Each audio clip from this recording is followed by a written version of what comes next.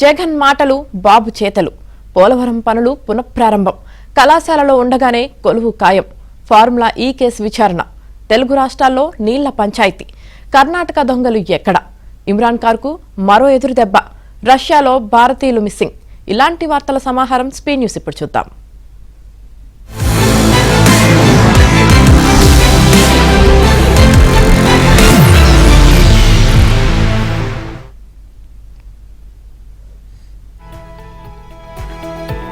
పోలవరం, విశాఖ ఉక్కు ప్రైవేటీకరణ, railway zone, pending బిల్లులు ఇలా అన్నిటిపైన ముఖ్యమంత్రిగా జగన్ చేతులెత్తేశారు. కేంద్రం దయ మన ప్రాప్తమంటూ 5 ఏళ్లు దీనవచనాలు పలికారు. అమరావతిపై కక్ష కట్టి దానిని అటకెక్కించారు. అదేమంటే అన్ని వేల కోట్లు ఖర్చు భరించడం వల్ల కాదని కబుర్లు చెప్పారు. జగన్ విఫలమైన ఈ అన్ని అంశాల్లో చంద్రబాబు సూపర్ సక్సెస్ అయ్యారు. జగన్ సీఎంగా ఉన్నప్పుడు తరచూ ఢిల్లీకి వెళ్లేవారు. ప్రధాని, హోంమంత్రితో పాటు ఇతర కేంద్ర మంత్రులతో భేటీ అయ్యేవారు. వాళ్లతో ఏం మాట్లాడింది, వారు ఎలా స్పందించింది ఎప్పుడూ బహిర్గతం చేయలేదు. కానీ ఢిల్లీ పెద్దలకు ఇచ్చిన వినతి పత్రం అంటూ ఒక కాగితాన్ని మీడియాకు విడుదల చేసేవారు. అందులో ప్రతిసారి దాదాపుగా అవే అంశాలు. కానీ దేనిపైన కేంద్రం నుంచి స్పందన కనిపించేదే కాదు. దీంతో సొంత కేసులు, వివేకా కేసులో తమ్ముడు అవినాష్ రెడ్డికి రక్షణ, ఇతర వ్యక్తిగత ప్రయోజనాల కోసమే జగన్ ఢిల్లీ పెద్దలను కలిసేవారనే బలమైన ఆరోపణలు వినిపించేవి. కోరినన్ని అప్పులు మినహా ఏపీ కోసం జగన్ సాధించిందేమిటనేది పెద్ద ప్రశ్నగా మిగిలిపోయింది. కూటమి సర్కార్ అధికారంలోకి వచ్చిన 6 నెలల్లోనే చంద్రబాబు పలుమార్లు ఢిల్లీకి వెళ్లారు. ప్రధాని, కేంద్ర మంత్రులతో భేటీ అయ్యారు. ఏపీకి సంబంధించిన అనేక అంశాలను వారికి నివేదించారు. దీని ఫలితాల తక్షణం కనిపిస్తున్నాయి. పోలవరానికి నిధులు, అమరావతికి రుణం, విశాఖ రైల్వే జోన్ కు శంకుస్థాపన, జాతీయ రహదారులు, కేంద్ర సంస్థల పెట్టుబడులు ఇలా కేంద్రం నుంచి నిధుల వరద పారుతోంది. ఎన్డీఏ ప్రభుత్వంలో టీడీపీ భాగస్వామి. ఇంకా చెప్పాలంటే టీడీపీ ఎంపీల బలం కేంద్ర ప్రభుత్వానికి చాలా కీలకం. అందుకే ఏపీకి కేంద్రం ప్రాధాన్యమిస్తుందనే వాదనలోనూ నిజముంది. అయితే 2019-24లో వైసీపీ ప్రభుత్వం ఎన్డీఏ ప్రభుత్వంలో భాగస్వామి కాదు. కానీ అప్పట్లో రాజ్యసభలో ఎన్డీఏకు తగిన బలం లేదు. దీనిని అవకాశంగా తీసుకుని ఏపీ ప్రయోజనాలకు సహకరిస్తేనే రాజ్యసభలో బిల్లులకు మద్దతు పలుకుతామని జగన్ స్పష్టం చేసే అవకాశం ఉంది. కానీ జగన్ ఎప్పుడూ ఇలా చేయలేదు. కేంద్రం కోరకముందే అన్ని అంశాల్లో బేషరతుగా మద్దతులో 2 సెంట్లు ఇవ్వాలని తీర్మానించింది. ఉచిత ఇళ్ల స్థలాల పంపిణీ పర్యవేక్షణ కోసం రాష్ట్ర స్థాయిలో రెవెన్యూ మంత్రి అధ్యక్షతన, జిల్లా స్థాయిలో ఇన్ఛార్జ్ మంత్రి నేతృత్వంలో కమిటీలు ఏర్పాటు చేయాలని నిర్ణయించింది. ముఖ్యమంత్రి చంద్రబాబు నేతృత్వంలో జరిగిన కేబినెట్ సమావేశం ఇంకా అనేక ముఖ్యమైన నిర్ణయాలను తీసుకుంది.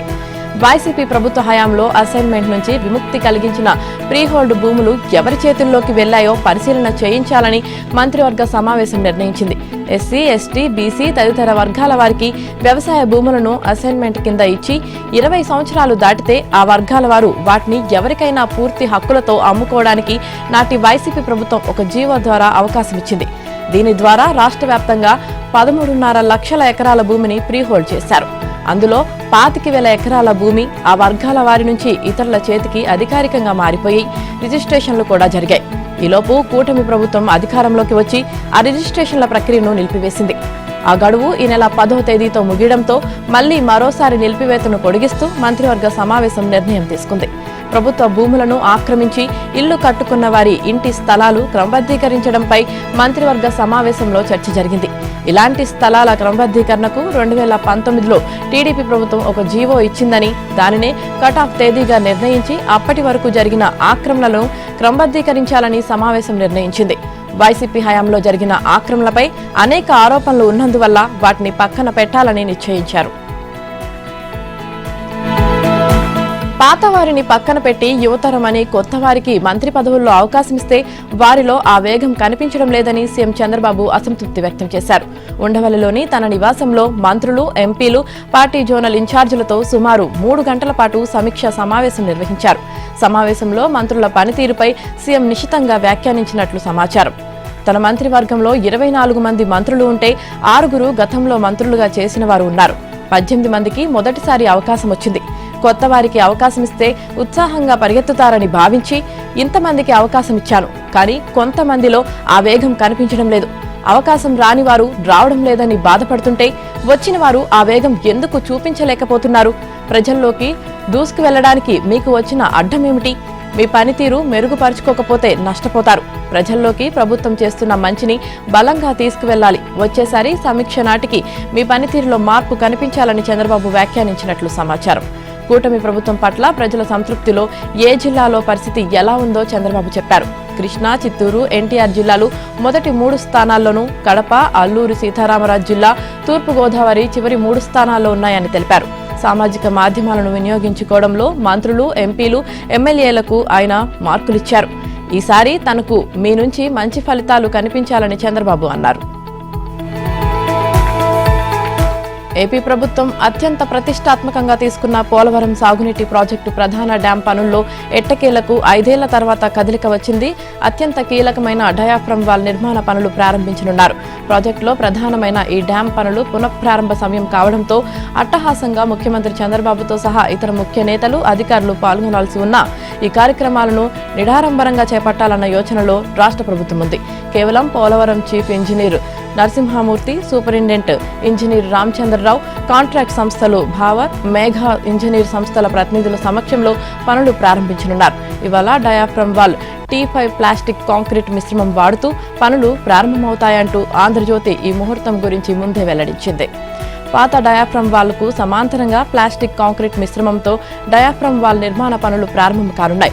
2019-24 మధ్యకాలంలో పురోగతి మాటెలా ఉన్న వాల్ దెబ్బతినడం, గైడ్ బండ్ కుంగిపోవడం, ఎగువ దిగువ కాఫర్ డ్యాంలకు సీపేజ్ వంటి పెను సవాళ్లు ఎదురయ్యాయి. 2019 నాటికి 72% మేర పూర్తయిన ప్రాజెక్టును జగన్ జమానాలో విధ్వంసానికి గురైంది.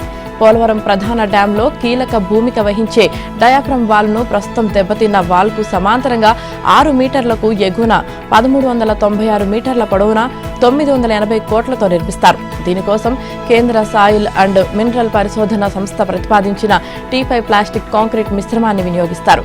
డయాఫ్రమ్ వాల్ను ఈ ఏడాది అంతానికి పూర్తి చేయాలని లక్ష్యంగా నిర్దేశించారు. ఇదే సమయంలో 600 మీటర్ల మేర డయాఫ్రమ్ వాల్ నిర్మాణ పనులు పూర్తయ్యాక మరోవైపు నుంచి ఎర్త్కమ్ రాక్ ఫీల్డ్ డ్యాం నిర్మాణాన్ని చేపట్టాలని నిర్ణయించారు. దీనివల్ల ఒక సీజన్కు ముందే 2027 నాటికి పోలవరం ప్రాజెక్టును పూర్తి చేయవచ్చని జలవనరుల శాఖ భావిస్తోంది.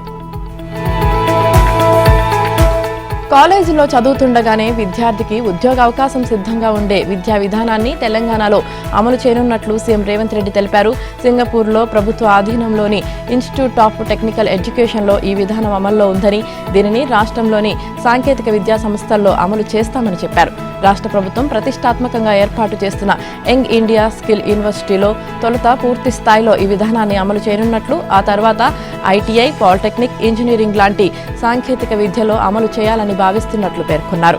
సింగపూర్ ఐటీఈ 10వ తరగతి చదివే విద్యార్థుల స్థాయి నుంచి చదువుల పూర్తి చేసిన యువత, ఆసక్తి ఉన్న ఏ వయసు వారికైనా పరిశ్రమలు, ఐటీ సంస్థల సహకారంతో జాబ్ రెడీ శిక్షణ ఇస్తుంది. Skill for future, skill for life అనే నినాదంతో పనిచేస్తున్న ఐటీఈలో ప్రస్తుతం 28,000 మంది శిక్షణ పొందుతున్నారు. మొత్తం 100 ఫుల్ టైం కోర్సులకు ఆన్లైన్, క్యాంపస్ శిక్షణ లభిస్తుంది. దీనికి తోడు ఐటీఈకి 5,000 పరిశ్రమతో భాగస్వామ్యం ఉంది. పరిశ్రమలు తమకు అవసరమైన మానవ వనరులకు నేరుగా శిక్షణ ఇచ్చి ఉద్యోగ అవకాశాలు కల్పిస్తాయి. సింగపూర్ ఐటీఈ స్ఫూర్తితో తెలంగాణలో ఏర్పాటైన యంగ్ ఇండియా స్కిల్ యూనివర్సిటీ తన శిక్షకులు ఐటీఈతో శిక్షణ ఇప్పించేలా పరస్పర అవగాహన ఒప్పందం కుదుర్చుకుంది. ఈ ఒప్పందంతో పరిశ్రమల అవసరాలకు అనుగుణంగా ఉన్న సింగపూర్ ఐటీఈ తమ పాఠ్యాంశాలను తెలంగాణతో పంచుకోనుంది. ఇక్కడి పారిశ్రామిక అవసరాలకు అనుగుణంగా విద్యార్థులకు కావాల్సిన సహకారం అందించనుంది. పారిశ్రామిక రంగంలో సింగపూర్ ప్రపంచానికి ఆదర్శంగా నిలుస్తుందని సీఎం రేవంత్ కొనియాడారు. తెలంగాణలో గత బీఆర్ఎస్ ప్రభుత్వం ప్రవేశపెట్టిన రైతు బంధు పథకం అమలులో ఎన్నో చిత్రాలు బయటపడుతున్నాయి. తెలంగాణ వ్యాప్తంగా రైతు భరోసా క్షేత్రస్థాయి సర్వే కొనసాగుతుంది. పెట్రోల్ బంక్, ఫంక్షన్ హాళ్లు, పార్కింగ్ స్థలాలను నిర్వహిస్తున్న భూములకు కొందరు 6 ఏళ్ల పాటు రైతు బంధు సాయం పొందినట్టు సర్వేలో తేలింది.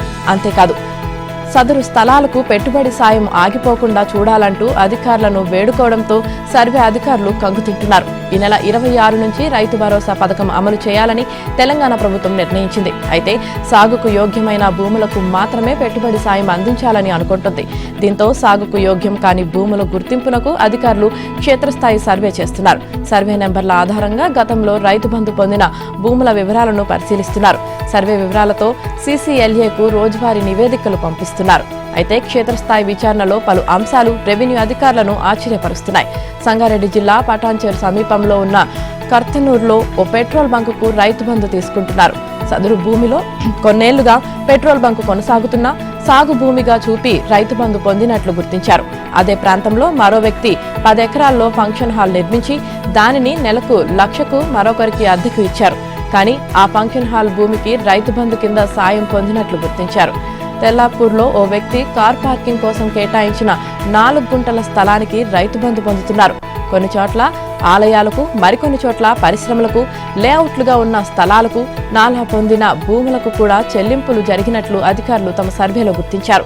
తెలంగాణ వ్యాప్తంగా ఇలాంటి ఉదంతాలు బయటకొస్తున్నాయి. ముఖ్యంగా రాజధానికి ఆనుకొని ఉన్న జిల్లాల్లో సాగులో లేని వేల ఎకరాల భూములకు రైతు బంధు చెల్లించినట్లు తాజా సర్వేలో వెలుగుచూస్తోంది.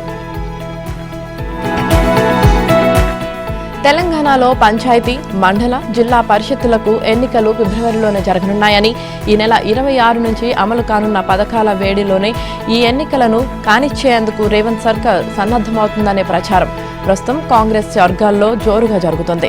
స్థానిక సంస్థలకు ఎన్నికలు ఆలస్యమవుతున్న నేపథ్యంలో ఆయా సంస్థలకు కేంద్రం నుంచి రావాల్సిన నిధులు పెండింగ్లో పడుతున్నాయి.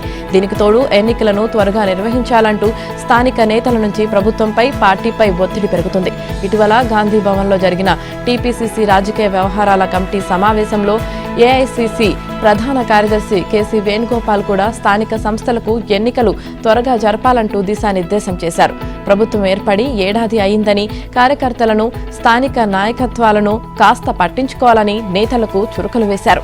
ఈ నేపథ్యంలో ఫిబ్రవరి 3, 4 వారాల్లో గ్రామ పంచాయతీలు, జిల్లా పరిషత్తులకు ఎన్నికలు నిర్వహించేందుకు రేవంత్ రెడ్డి ప్రభుత్వం సన్నద్ధమవుతున్నట్లు గాంధీభవన్ వర్గాల్లో ప్రచారం జరుగుతుంది. ఫిబ్రవరి 3వ వారంలో 3 విడతలుగా గ్రామ పంచాయతీలకు, 4వ వారంలో ఎంపీటీసీ, జడ్పీటీసీలకు ఎన్నికలు నిర్వహించేందుకు సన్నాహాలు జరుగుతున్నట్లు ప్రభుత్వ వర్గాల సమాచారం. ఫిబ్రవరిలో స్థానిక సంస్థల ఎన్నికల నిర్వహణకు బీసీ రిజర్వేషన్ పెంపు అంశం చిక్కుముడిగా మారింది.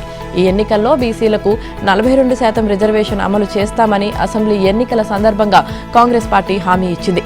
ఈ మేరకు రాష్ట్ర వ్యాప్తంగా ఏ కులాల జనాభా ఎంత ఉంది, వారి రాజకీయ, ఆర్థిక, సామాజిక స్థితిగతులు ఎలా ఉన్నాయి అనే విషయాలు తెలుసుకునేందుకు ప్రభుత్వం కులగణన సర్వే నిర్వహించింది.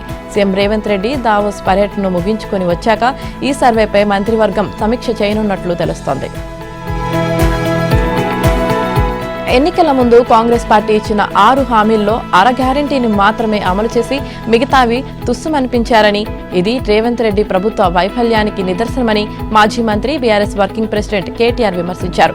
రైతులందరికీ రుణమాఫీ కాలేదని నిరూపించడానికి తాము సిద్ధంగా ఉన్నామని, పూర్తయిందని కాంగ్రెస్ ప్రభుత్వం రుజువు చేస్తే రాజకీయ సన్యాసం తీసుకుంటానని, అలాగే తమ ఎమ్మెల్యేలతో పాటు పార్టీ కార్యకర్తలంతా రాజీనామా చేస్తారని సీఎం రేవంత్ రెడ్డికి సవాల్ విసిరారు. అమ్మకు అన్నం పెట్టనోడు పిన్నమ్మకు బంగారు గాజులు చేయిస్తా అన్నట్లుగా తెలంగాణలోనే పూర్తిగా విఫలమైన సీఎం రేవంత్ ఢిల్లీలో చక్రం తిప్పుతానని అనడం పెద్ద జోక్గా పేర్కొన్నారు. రంగారెడ్డి జిల్లా షాబాద్లో బీఆర్ఎస్ రైతు దీక్ష కార్యక్రమంలో కేటీఆర్ పాల్గొన్నారు. ప్రతి రైతుకు 15,000 చెల్లించాల్సిందే, రైతు కూలీలకు కూడా 12,000 ఇవ్వాల్సిందేనని అన్నారు. రైతు భరోసా పథకం కింద 15,000 ఇస్తామని చెప్పి 12,000కు కుదించడం సరికాదన్నారు. లోక్సభ ఎన్నికలకు ముందు రైతు భరోసా జమ చేసి తర్వాత చేతులెత్తేశారు. వానాకాలం పంట రైతు భరోసా 7,500 ఇవ్వలేదు. మేం నిలదీస్తుంటే దసరా, దీపావళి అని దాటవేశారు. ఇప్పుడు జనవరి 26 అని చెబుతున్నారు. ఇకనైనా ఇస్తారా? ఈ దీక్ష ఆరంభం మాత్రమే. కాంగ్రెస్ హామీలను అమలు చేయకుంటే వెంటాడుతూనే ఉంటాం. ప్రశ్నిస్తే రేవంత్ సర్కార్ కేసులు పెడుతుంది. ఎన్ని కేసులైనా భయపడేదే లేదని అన్నారు. హామీలు అమలు చేయనందుకు రేవంత్, కాంగ్రెస్ అగ్రనేత రాహుల్ గాంధీపై మోసం కేసు పెట్టాలని కేటీఆర్ వ్యాఖ్యానించారు. త్వరలోనే చేవెళ్ల నియోజకవర్గానికి ఉప ఎన్నిక రాబోతుందని జోష్యం చెప్పారు. ఫార్ములా ఈ కార్ రేసు వ్యవహారంలో కీలక పాత్ర పోషించిన ఏస్ నెక్స్ట్ జెన్, దాని మాతృ సంస్థ గ్రీన్కో ఎండీ చలమలశెట్టి అనిల్ కుమార్ ను ఏసీబీ అధికారులు ప్రశ్నించనున్నారు. ఫార్ములా ఈ కార్ రేస్ కేసు విచారణ ప్రారంభమయ్యాక ఏసీబీ అధికారులు ఇప్పటికే గ్రీన్కో, ఏస్ నెక్స్ట్ జెన్, ఏస్ రేస్, ఏస్ అర్బన్ డెవలప్మెంట్ కార్యాలయాల్లో సోదాలు నిర్వహించి పలు కీలక ఆధారాలు సేకరించారు. మరోవైపు చలమలశెట్టి అనిల్ కుమార్ కు మాజీ మంత్రి కేటీఆర్ కు మధ్య సాన్నిహిత్యం ఉందని, అందుకే త్రైపాక్షిక ఒప్పందానికి ముందు గ్రీన్కో నుంచి బీఆర్ఎస్ పార్టీకి 2 విడతలుగా 41 కోట్ల ఎలక్ట్రోరల్ బాండ్లు వచ్చాయని కాంగ్రెస్ నాయకులు ఆరోపిస్తున్నారు. హైదరాబాద్ వేదికగా 4 సెషన్లో ఫార్ములా ఈ కార్ రేసు నిర్వహించడం కోసం పురపాలక శాఖ, ఫార్ములా ఈ ఆపరేషన్స్, ఏస్ నెక్స్ట్ జెన్ మధ్య 2022 అక్టోబర్ 25న త్రైపాక్షిక ఒప్పందం జరిగింది. ఏస్ నెక్స్ట్ జెన్ ప్రమోటర్గా ఉంటూ 9 నుంచి 12 సెషన్లకు సంబంధించిన ఫీజును ఎఫ్ఈఓకు చెల్లిస్తుంది. వాస్తవానికి ప్రమోటర్ పాత్రలో తెరపైకి వచ్చిన ఏస్ నెక్స్ట్ జెన్ దీని సిస్టర్ కంపెనీ ఏస్ రేస్కు స్పోర్టింగ్లో ఎలాంటి అనుభవం లేదు. ఓవైపు ఫార్ములా ఈ కార్ రేసు వల్ల 700 కోట్ల వ్యాపారం జరిగిందని కేటీఆర్ చెబుతుంటే ఈ కంపెనీ 2వ సెషన్కు వెళ్లకుండా వెనక్కి తగ్గడానికి కారణమేమిటన్న విషయంపై స్పష్టత కోసం ఏసీబీ అధికారులు యత్నిస్తున్నారు. ఏస్ నెక్స్ట్ జెన్ వెనక్కి తగ్గడం వల్లే 2వ ఒప్పందం జరగడం, ఒప్పందానికి ముందే 45.71 కోట్లను హెచ్ఎండిఏ నిధుల నుంచి ఎఫ్ఈఓకు చెల్లింపులు జరిగాయి. అనిల్ కుమార్ కంపెనీల నుంచి 41 కోట్ల బాండ్ల రూపంలో అందడం వల్లే కేటీఆర్ ఈ కంపెనీపై న్యాయపరమైన చర్యలు తీసుకోవద్దని అధికారులను ఆదేశించారా అనే విషయాలను ఏసీబీ పరిశీలిస్తున్నట్లు సమాచారం. కృష్ణా నదీ జలాల పంపకాలపై పునఃసమీక్ష చేపట్టాలని కోరుతూ బ్రిజేష్ కుమార్ ట్రిబ్యునల్ 2 గడువు పెంచుతూ కేంద్ర ప్రభుత్వం మార్గదర్శకాలు విడుదల చేయడాన్ని ఏపీ ప్రభుత్వం వ్యతిరేకిస్తుంది. ఈ నెల 23న సుప్రీంకోర్టులో జరిగే విచారణలో సదరు ఆదేశాలపై స్టే కోరాలని సర్కార్ నిర్ణయించింది. 2023లో కేంద్రం ఇచ్చిన ఆదేశాలపై ఏపీ ప్రభుత్వం సుప్రీంకోర్టును ఆశ్రయించింది. ఈ పిటిషన్పై ఈ నెల 23న సుప్రీంకోర్టులో విచారణ జరగనుంది. ఈ నేపథ్యంలో సుప్రీంకోర్టులో వాదనను బలంగా వినిపించడం ద్వారా బ్రిజేష్ కుమార్ ట్రిబ్యునల్ 2ను రద్దు చేయాలని కోరడం, లేదంటే స్టే విధించాలని పట్టుబడతామని రాష్ట్ర ప్రభుత్వం చెబుతోంది. మరోవైపు కేంద్ర మార్గదర్శకాలపై ఏపీ, తెలంగాణ రాష్ట్రాల వాదనలు వినేందుకు బ్రిజేష్ కుమార్ ట్రిబ్యునల్ 2 కూడా సిద్ధమైంది. దీనికి సంబంధించి 2 తెలుగు రాష్ట్రాలకు ట్రిబ్యునల్ కొన్ని సూచనలు చేసింది. కేంద్ర గెజిట్ మేరకు సెక్షన్ 3 కింద రాష్ట్రాల పిటిషన్లపై వాదనలు వింటామని స్పష్టం చేసింది. తర్వాత రాష్ట్ర విభజన చట్టం పరిధిలోని సెక్షన్ 89 పరిధిలోని వచ్చిన ప్రాజెక్టులు, వాటికి కేటాయించిన కృష్ణా జలాలపై సమీక్షిస్తామని పేర్కొంది. కాగా ట్రిబ్యునల్ సూచనలే తమకు విజయం దక్కేలా చేశాయని తెలంగాణ ప్రకటించుకుంది. కృష్ణా జలాల పంపకాలపై తమ వాదనలు నెగ్గాయని పేర్కొంది. అయితే సెక్షన్ 89 రాష్ట్రానికి రక్షణ కవచంగా ఉంటుందని, ప్రాజెక్టులు లేకుండా కేవలం పరివాహక ప్రాంతంపై ఆధారపడి కేటాయింపులు ఉండవని ఏపీ ప్రభుత్వం చెబుతోంది. కృష్ణా జిల్లాలో న్యాయమైన వాటా సాధించడంలో 10 ఏళ్ల పాటు బీఆర్ఎస్ ప్రభుత్వం విఫలమైందని, రాష్ట్ర ప్రయోజనాలను తాకట్టు పెట్టిందని తెలంగాణ మంత్రి ఉత్తమ్ కుమార్ రెడ్డి అన్నారు. 2015 జూన్లో నీటి వాటాల పంపిణీకి ఒప్పందం జరగ్గా 811 టీఎంసీలో ఏపీ 512 టీఎంసీలు వాడుకోవడానికి, తెలంగాణ కేవలం 299 టీఎంసీలు వాడుకునేలా చేసుకున్న ఒప్పందంపై అప్పటి టీఆర్ఎస్ ప్రభుత్వం సంతకాలు చేసిందని చెప్పారు. కృష్ణా జలాలను 10 ఏళ్ల పాటు పట్టించుకోని బీఆర్ఎస్ నేతలు ఇప్పుడు నీతులు వల్లిస్తున్నారని ఆక్షేపించారు. కృష్ణా జలాలకు సంబంధించి తెలంగాణలో ఉన్న పరివాహక ప్రాంతం, ఆయకట్టు ఆధారంగా వాటాలు పెరగాలని కాంగ్రెస్ పార్టీ తొలి నుంచి పోరాటం చేస్తుందని ఉత్తమ్ ఒక ప్రకటనలో తెలిపారు. ఆ రోజు బీఆర్ఎస్ చేసుకున్న ఈ చీకటి ఒప్పందంతో తెలంగాణకు తీరని అన్యాయం జరిగిందని మండిపడ్డారు. కృష్ణా జలాల్లో న్యాయమైన వాటాలను తేల్చాలని పోరాటం చేయకుండా తాత్కాలిక కేటాయింపులకు ఎందుకు అంగీకరించారని నిలదీశారు. కృష్ణా జలాల్లో తెలంగాణకు 70%, ఏపీకి 30% మాత్రమే కేటాయింపులు ఉండాలనే వాదనను కాంగ్రెస్ ప్రభుత్వం కృష్ణా ట్రిబ్యునల్లో లేవనెత్తిందన్నారు. నల్గొండ జిల్లా దామరచర్ల మండలం గణేష్పాడులో పెన్నా సిమెంట్ పరివాహన ప్రజా అభిప్రాయ సేకరణ నిర్వహించనుంది. Pollution control board Ambuja company పేరిట ఫ్యాక్టరీ ఉత్పత్తి సామర్థ్యాన్ని పెంపొందించుకునేందుకు సున్నపురాయి గనుల తవ్వకాల కోసం పొల్యూషన్ బోర్డుకు దరఖాస్తు చేసుకోవడంతో ప్రజా అభిప్రాయ సేకరణ తప్పనిసరి అయింది. గణేష్పాడు గ్రామ శివారులో పెన్నా సిమెంట్ ఫ్యాక్టరీని 2002లో చాణిక్య సిమెంట్ పేరుతో నెలకొల్పారు. ఆ తర్వాత పెన్నా సిమెంట్స్ గా మార్చారు. ఇటీవల ఆ కంపెనీని అదానీ గ్రూప్ కంపెనీ కొనుగోలు చేసి అంబుజా సిమెంట్ ఫ్యాక్టరీగా పేరు మార్చారు. పెన్నా సిమెంట్ మైనింగ్ లీజు 2022కి ముగిసినప్పటికీ కొంతకాలం అనధికారికంగా ఫ్యాక్టరీ నడిచింది. దీంతో పొల్యూషన్ కంట్రోల్ బోర్డు తనిఖీలు నిర్వహించి సిమెంట్ ఉత్పత్తిని నిలిపివేసింది. ఇక ఆ కంపెనీని కొనుగోలు చేసిన అదానీ కంపెనీ సిమెంట్ ఉత్పత్తి సామర్థ్యాన్ని పెంచుకునేందుకు సూర్యాపేట జిల్లా శూన్యపాడులో, నల్గొండ జిల్లా గణేష్పాడులో మైనింగ్ సున్నప్రాయి గనులను విస్తరింపజేసేందుకు పొల్యూషన్ కంట్రోల్ బోర్డుకు దరఖాస్తు చేసుకుంది. కలకలం సృష్టించిన సైఫ్ అలీఖాన్ పై దాడి ఘటనలో సంచలన విషయాలు వెలుగులోకి వస్తున్నాయి. ఘటన జరిగిన రోజు సైఫ్ ఇంట్లో పార్టీ జరిగిందని, ఆ పార్టీలో కరీనా ఉన్నట్లు తెలుస్తుంది. అదే రాత్రి ఇంట్లోని పని మనిషితో సైఫ్ రాసలీలలు జరిపినట్లు ప్రచారం జరుగుతుంది. అయితే పని మనిషి బాయ్ ఫ్రెండ్ సైఫ్ డ్రైవర్ గా పనిచేస్తున్నాడని, సైఫ్ ప్రవర్తనతో కోపం వచ్చి దాడికి పాల్పడినట్లు సమాచారం. కిచెన్లోని కత్తి తీసుకుని సైఫ్ పై దాడి చేసినట్లు ప్రచారం జరుగుతుంది. అసలు సంగతి బయటపడకుండా సైఫ్ కుటుంబం కట్టుకథ అల్లినట్లు ముంబైలో గాసిప్స్ గుప్పమంటున్నాయి. అతిపెద్ద అపార్ట్మెంట్లో సీసీటీవీ ఫుటేజ్ లేకపోవడంపై అనుమానాలు వ్యక్తమవుతున్నాయి. సీసీటీవీ ఫుటేజ్ ఎందుకు లేదు? ఒక దొంగ అంత పెద్ద అపార్ట్మెంట్లోకి ప్రవేశించడం ఎలా సాధ్యం? సైఫ్ లాంటి సెలబ్రిటీ ఇంట్లోకి వెళ్లి పొడవడం ఎలా సాధ్యమనే ప్రశ్నలు ఉత్పన్నమవుతున్నాయి. మంచు బ్రదర్స్ మధ్య ట్వీట్ వార్ నడుస్తుంది. అన్నదమ్ముల పోస్టులపై సోషల్ మీడియాలో చర్చ జరుగుతుంది. మంచు విష్ణు పెట్టిన కొన్ని గంటల్లోనే మనోజ్ పోస్ట్ పెట్టడం చర్చకు దారితీసింది. తన ఫేవరెట్ మూవీ, అందులోని డైలాగ్ అంటూ విష్ణు ఆడియో క్లిప్ షేర్ చేశారు. మోహన్ బాబు రౌడీ చిత్రంలోని సింహం అవ్వాలని ప్రతి కుక్కకి ఉంటుందనే డైలాగ్ను విష్ణు ట్వీట్ చేశారు. విష్ణు పోస్టుకు మంచు మనోజ్ కౌంటర్ ఇచ్చారు. కృష్ణంరాజు నటించిన తాండ్ర పాపారాయుడు, భక్త కన్నప్ప, పొబ్బిలి బ్రహ్మన్న పోస్టర్లతో పోస్ట్ పెట్టారు. భక్త కన్నప్పలో కృష్ణంరాజుల సింహం అవ్వాలని ప్రతి ఫ్రాడ్ కుక్కకి ఉంటుందని, ఈ విషయం నువ్వు ఇదే జన్మలో తెలుసుకుంటావంటూ మనోజ్ పోస్ట్ పెట్టడం చర్చనీయాంశమైంది. పార్లమెంట్ బడ్జెట్ సమావేశాల తేదీలు ఖరారయ్యాయి. ఈసారి కూడా 2 విడతల్లో ఈ సమావేశాలు జరగనున్నాయి. మొదటి విడత సమావేశాలు ఈ నెల 31 నుంచి ఫిబ్రవరి 13 వరకు కొనసాగనున్నాయి. రెండో విడత సమావేశాలను దాదాపు నెల రోజుల విరామం తర్వాత మార్చి 10 నుంచి ఏప్రిల్ 4 వరకు నిర్వహించనున్నారు.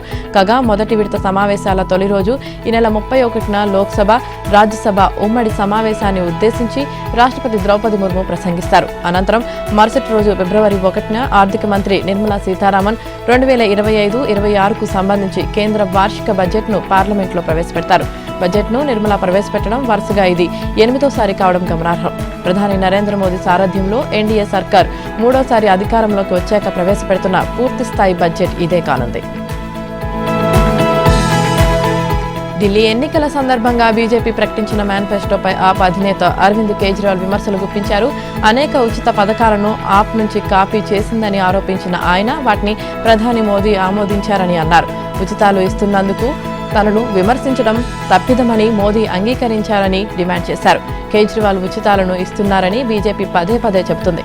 కానీ ఢిల్లీ ప్రజలకు ఉచితాలను అందజేస్తామని బీజేపీ జాతీయ అధ్యక్షుడు ప్రకటించారు.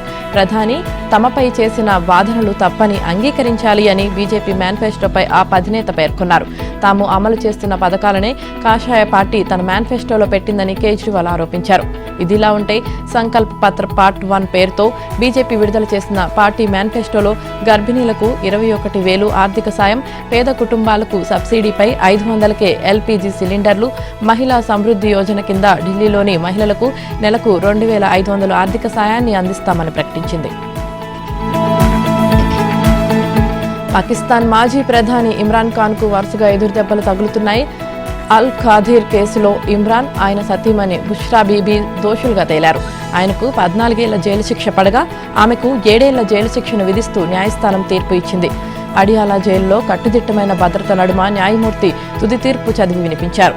ఇమ్రాన్, బుష్రాలకు 10 లక్షలు, 5 లక్షల పాకిస్తాన్ రూపాయల జరిమానా విధించారు. ఇమ్రాన్ దంపతులతో పాటు మరో 6గురిపైన నేషనల్ అకౌంటబిలిటీ బ్యూరో 2023లో ఈ కేసు నమోదు చేసింది. లండన్లో ఉంటున్న పాక్ స్థిరాస్తి వ్యాపారి మాలిక్ రియాజ్ హుసేన్ నుంచి వసూలు చేసిన 19 కోట్ల పౌండ్లను బ్రిటన్ పాక్కు పంపగా ఆ సొమ్మును ఇమ్రాన్ దంపతులు గోల్మాల్ చేశారని ఆరోపణ. దీన్ని అల్ ఖాదీర్ ట్రస్ట్ కేసుగా వ్యవహరిస్తున్నారు. ఇమ్రాన్ ప్రధానిగా ఉన్నప్పుడు బ్రిటన్ నుంచి అందిన ఆ 19 కోట్ల పౌండ్లను జాతీయ ఖజానాలో జమ చేయకుండా సుప్రీంకోర్టు గతంలో రియాజ్ హుసేన్ కు విధించిన జరిమానాలో కొంత మొత్తాన్ని ఆ నగదులో నుంచి కట్టడానికి అనుమతించారని అభియోగం. దీనికి బదులుగా ఇమ్రాన్ దంపతులు ట్రస్టు నెలకొల్పదలిచిన అల్ ఖాదీర్ విశ్వవిద్యాలయానికి హుసేన్ 57 ఎకరాలను బహుమానంగా ఇచ్చినట్లు చెబుతున్నారు. అమెరికా మాజీ అధ్యక్షుడు బరాక్ ఒబామా దంపతులు విడాకులు తీసుకోనున్నారని వస్తున్న వార్తలపై మిషెల్ టీం స్పందించింది. వారి వైవాహిక జీవితంపై నిరాధార వార్తలు వ్యాప్తి చేయొద్దని కోరింది. ఒబామా దంపతులు విడాకులు తీసుకుంటున్నారనే వార్తల్లో నిజం లేదని వెల్లడించింది. అమెరికా అధ్యక్షుడిగా డొనాల్డ్ ట్రంప్ ప్రమాణ స్వీకారానికి మాజీ అధ్యక్షుడు బరాక్ ఒబామా హాజరవుతున్నారని తెలిపింది.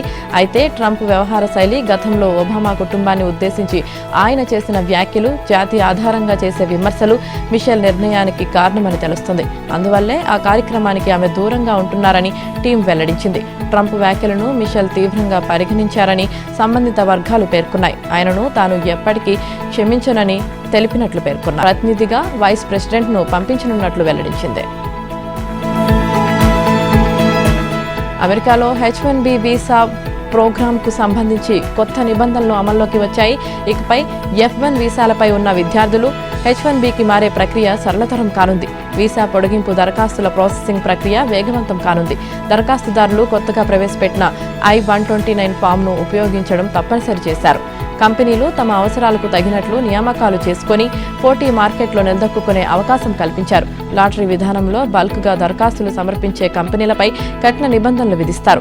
యూనివర్సిటీలు, పరిశోధనా సంస్థలు ఇకపై ఎలాంటి పరిమితి లేకుండా ఏడాది పొడవునా దరఖాస్తులు సమర్పించవచ్చు. 2023లో అమెరికా జారీ చేసిన 3,86,000 వీసాల్లో 72.3% భారతీయులే దక్కించుకోవడంతో తాజా నిబంధనలు వారిపై సానుకూల ప్రభావం చూపించనున్నాయి.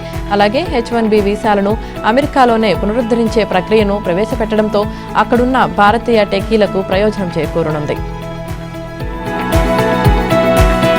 2024 సంవత్సరంలో క్రీడల్లో అత్యుత్తమ ప్రతిభ కనబరిచిన ఆటగాళ్లకు రాష్ట్రపతి ద్రౌపది ముర్ము జాతీయ అవార్డులను ప్రదానం చేశారు.